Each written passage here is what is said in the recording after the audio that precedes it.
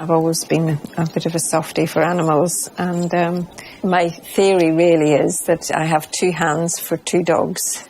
If I had more hands, I might have more dogs. Meg, Freddie, come. I had long wanted to go on a safari to Kenya, but because of my bladder control, I didn't feel confident enough to do this trip. One for Freddie and one for Meg, okay? Jane has had multiple sclerosis for around 20 years and associated bladder problems for a long time.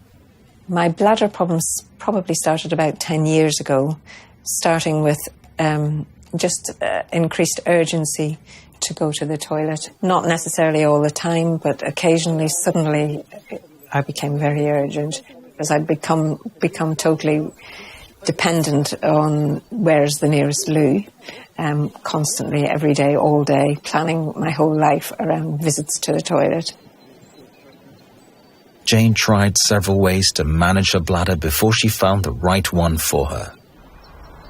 With my bladder now, what I do is I have regular Botox injections into my bladder. That makes my bladder relax, so that I have no sensation to empty my bladder. When my bladder is full, I'll just have an awareness that it's very full and needs emptying. But because I use catheters, I find LoFric Sense very easy to use, very discreet. Nobody really knows you have them. They're in your handbag. They're discreet. You go into a toilet cubicle. You're there perhaps a little bit longer than a normal person, but you come out and nobody knows any different. It's just fantastic. Knowing that I could get control back of my bladder was just life-changing. Today, Jane continues her work at the reception of a private hospital close to her home, even if she has scaled down to 2 afternoons a week due to her MS. There's tea and coffee over there. Please help yourself if you'd like one. And have a seat. Your consultant should be with you shortly. Thank you.